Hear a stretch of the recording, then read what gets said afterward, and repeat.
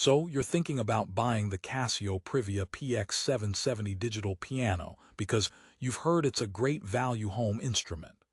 But I'm telling you, don't buy the Casio PX-770. Not yet, because today I'm going to give you the brutally honest review nobody else will, showing you the real problems and quirks that could make or break your decision. For the best price, click the link in the description. Let's be clear, this isn't a bad piano. In fact, it has a 4.4-star rating on Amazon and costs around $828. But here's what surprised me after testing it for weeks. For all its praised features, there are some glaring issues that Casio doesn't put on the box. Therefore, before you invest, you need to know the full story. This is the honest review that tackles the hype and the headaches. Let's get into it. Act 1. The Grand Illusion.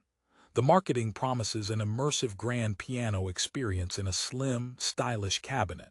And look, the award-winning AIR sound source is genuinely impressive for the price. The stereo grand piano samples are rich, and features like damper resonance add a layer of authenticity. But here's the first major snapback. That clear, powerful audio from the built-in stereo speaker system. It has a serious identity crisis. At low volumes, it sounds thin and almost timid, like a piano practicing in a library.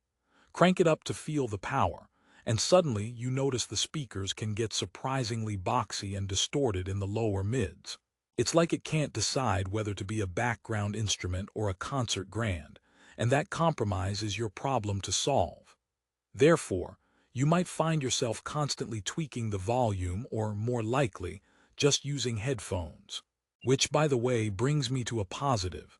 The dual headphone jacks are a fantastic feature for quiet practice with a teacher or duet partner. But that's just the sound. What about the feel? Casio boasts about the 88-key tri-sensor II hammer action with ebony and ivory feel keys. And I have to give credit where it's due. The key texture is excellent, preventing slippery fingers. The weighted action is good for beginners, offering a sense of resistance. However, and this is a big however for intermediate to advanced players, the hammer response can feel a bit synthetic. When you play rapid, repeated notes, there's a slight sponginess or bounce back that doesn't quite mimic the precise escapement of an acoustic action. It's not a deal breaker for learning, but it's a ceiling you'll eventually hit. Think of it as training wheels. Great to start, but you'll know when you've outgrown them.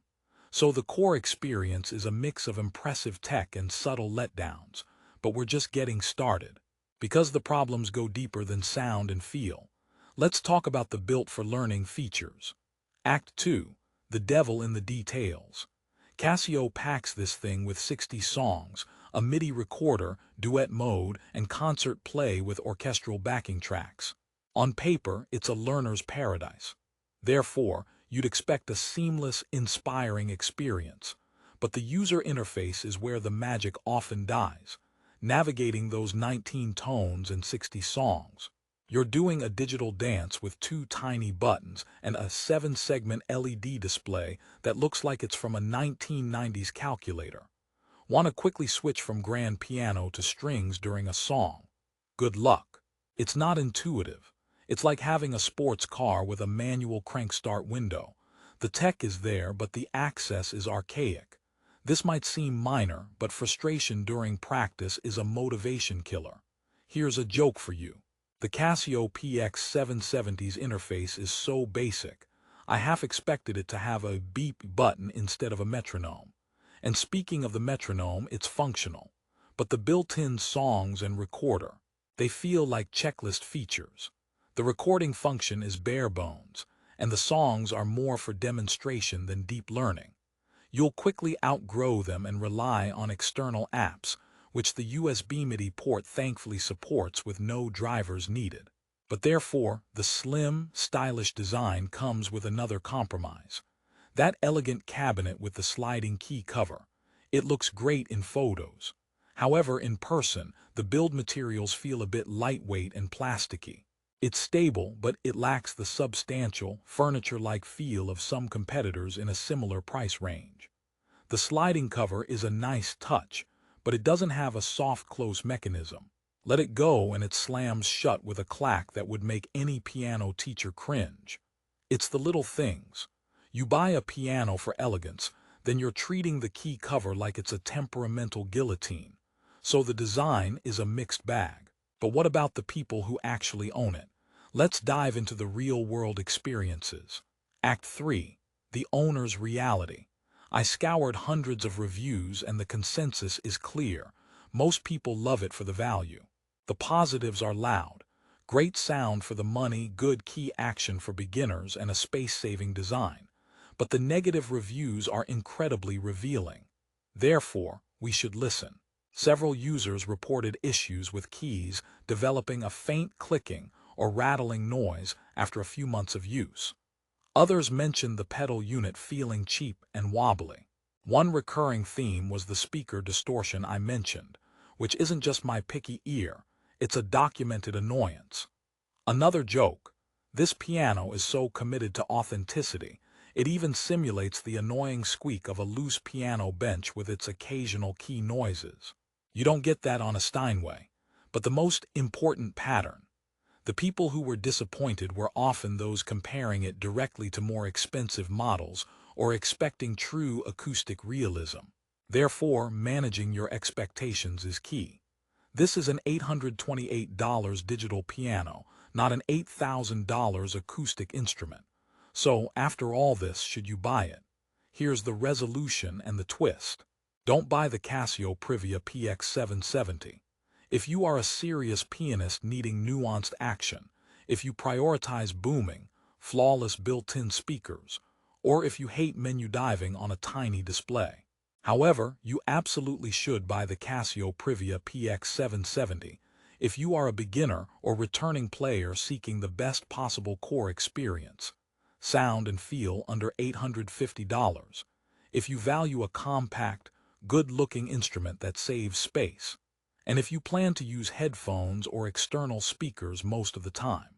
The problems are real, but they are contextual. For its price point, the PX770 delivers where it counts. The AIR sound engine is stellar, the weighted action is educational, and the features, while clumsily accessed, are plentiful.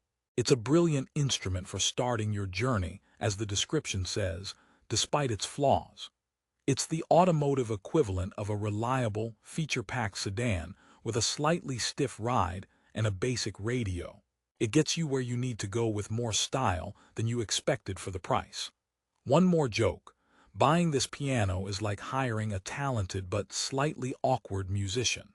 They might fumble with the sheet music stand, but once they start playing, you forget all about it.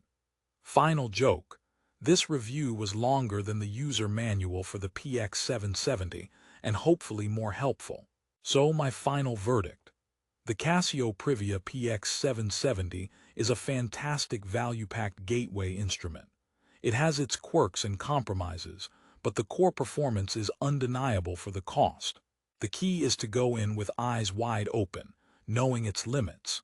For the vast majority of home users, this piano will inspire brilliant performances, not problems. Therefore, if you're ready to make that leap, you can find the best current price on Amazon by clicking the link I've left for you in the description below. Check it out, see the latest specs, and make your decision. Thanks for watching, and remember, the best piano is the one you actually play.